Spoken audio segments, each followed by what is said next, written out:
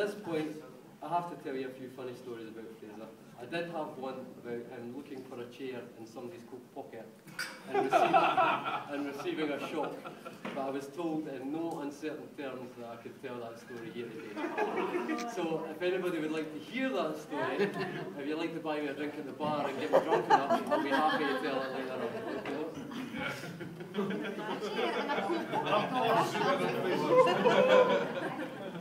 The guy will come to the table up there. Cheers, Mike. As this is an Olympic year, I thought I would let you know that Fraser is quite the athlete.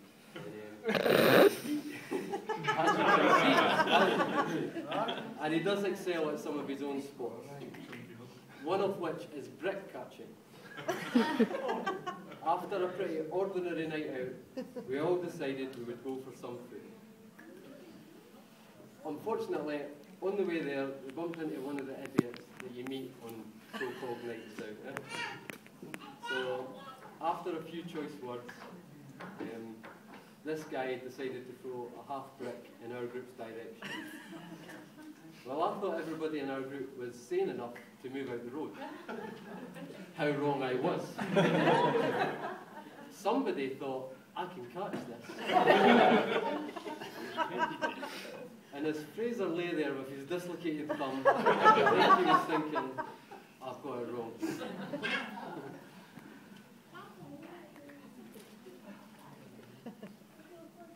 So then and there, the game of brick catching was born.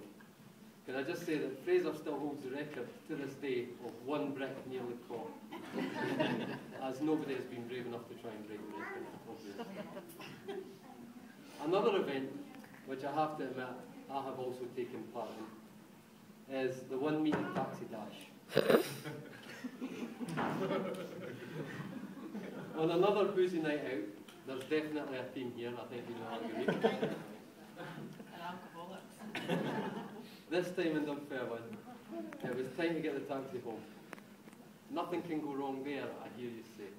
Well, let me tell you how wrong you are. Halfway along the road, Fraser starts to feel a bit queasy. And the inevitable happens. He's sick in the front of the taxi. I know, not pleasant at all. I did ask her to stop the taxi. And she refused. The taxi driver did take it quite well, but then said to Fraser it would cost an extra 50 quid to get the taxi validated.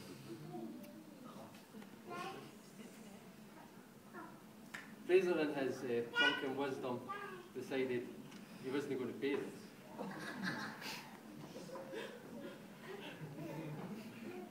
So, after about half an hour of him making fingers behind the chair, because I was sitting behind him, I finally deciphered his code. He wanted to do a run-up. So we got her to pull over, and just as the door opened, Fraser went, "Now, unfortunately, the pair of us hadn't decided which direction we were going to run." So one of us ran that way, and one of us ran that way, and bang. We both landed our bums on the pavement.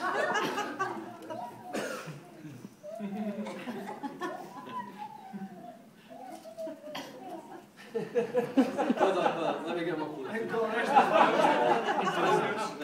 How stupid could you get? Exactly. However, that was not the end of it. The taxi driver was pretty furious. And came over, started demanding our money, which Fraser was adamant he was not paying.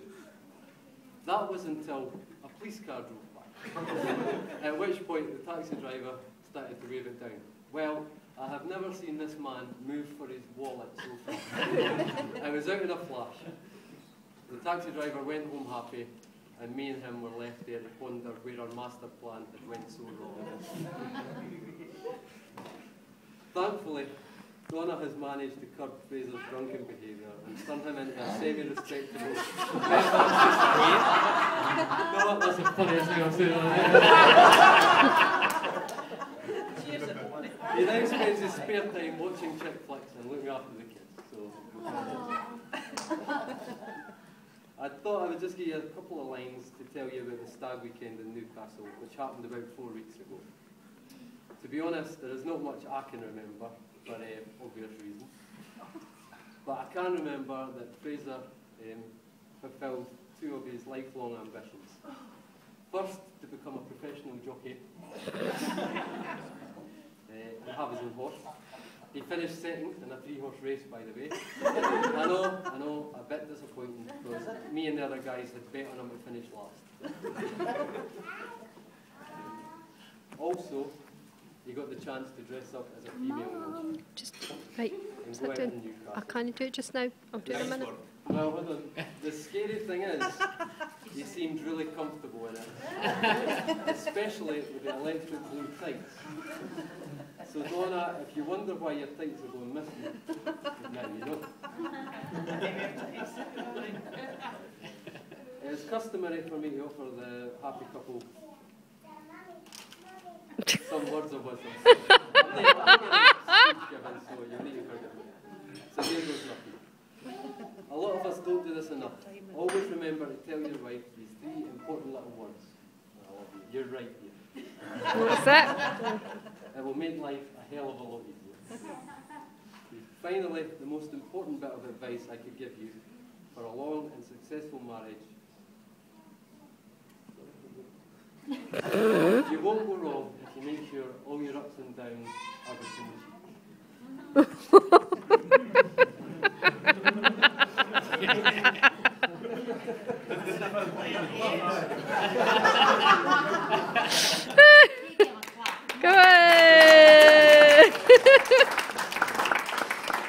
Joking aside, Fraser has been a great friend to me.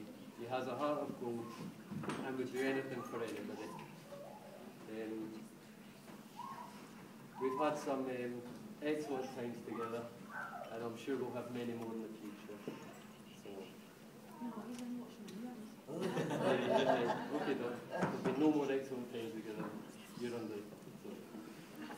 I've known Fraser for many years now. I know him better than most, and I can honestly say that I've never seen him happier than with him. I'm so pleased that he has found such a wonderful person who he can spend the rest of his life with. You'll be happy to know that we are you'll be happy to know we are coming to the end of my speech. I can tell you that everybody is having a wonderful time here today, and this is mainly down to the weeks and months of planning by Fraser and Donna, who have organised this.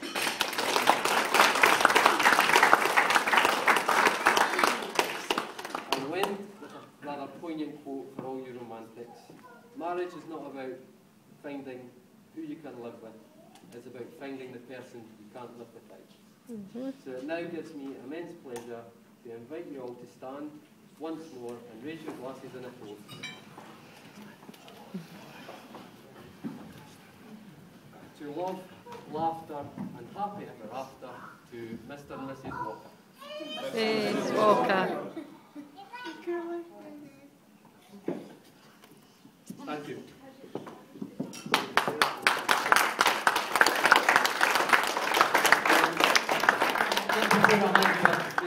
I'll just read out a tiny amount of cards. Okay, though? There's a few people that couldn't be here today. So, first off, to Donna and Fraser, congratulations on your day. Love, Anne and Sharon. Lots of kisses.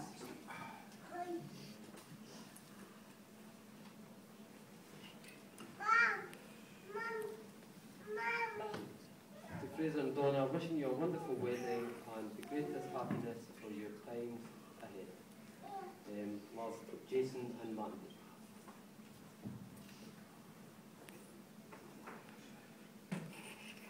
To Donna and Fraser, congratulations. Hope you have a great day. Love, Jackie, Stevie and Amy. Lots of kisses. There's a big sign sheet for Wraithy in here, so I'll just pick one that I thought was rather good. Hope you've read up on the 50 Shades of Grey. All the best, Jean, and for the rest of the people in Wraithy. And finally, this one is from Dean and Les, You know that? She needs to read it. we are very proud and happy for the both of you today as you start your new life as husband and wife. Donna, you look stunning, and carry with 2 months more. Happiness with Fraser by your side. Fraser, you're already part of our family, and it gives us so much happiness knowing you're all together. We might not be there in person, but we'll be having a party for you over here. Enjoy your moment of your wedding day, and we wish you both a long and happy life together. To Donna, Fraser, Kyle and Madison, lots of love to you all. Have a brilliant day. Love, Dean and Les.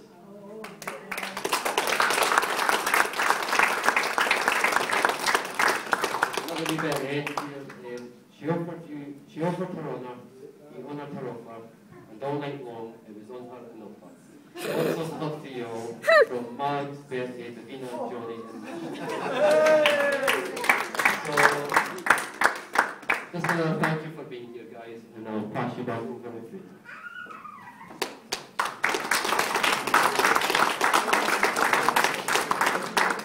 This is just, we've got some presents just to hand out for certain people today, so.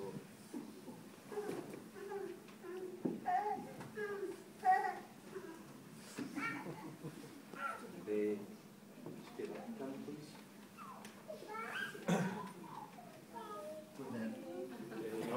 Cheers, Fraser.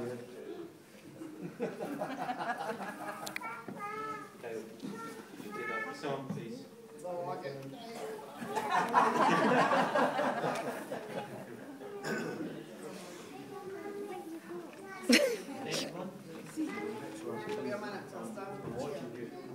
Yeah. This one's for my dad. All right.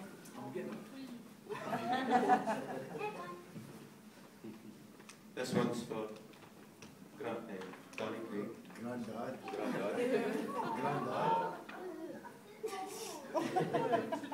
Cheers, Kyle, son. Cheers, my lad. This one's for Dave. Can Dave please stand up? Please stand up. Get on my way, man.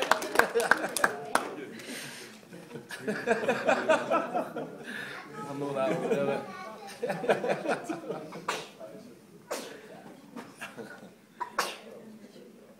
This one's for Freya. Stand up. Please stand up. Fraser, it's empty.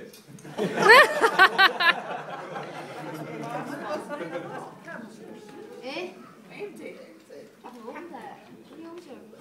This one's for Kyle. You want to give Kyle this?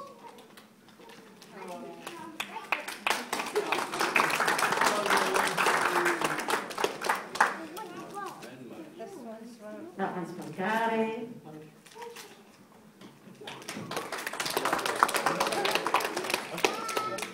And this one's for Madison.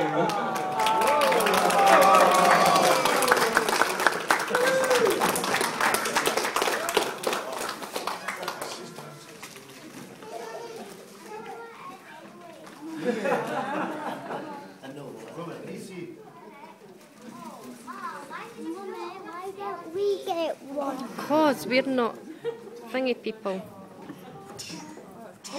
Schumbug.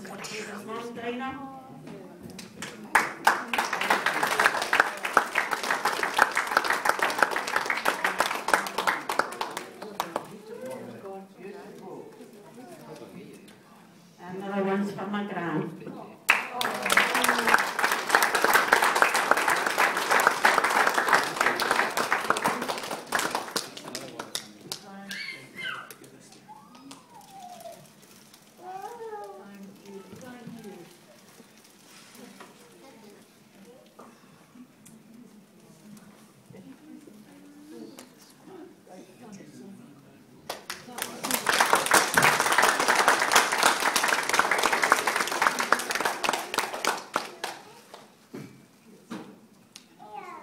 Now, like everybody can just party and have a good time. Thank you very much. Super.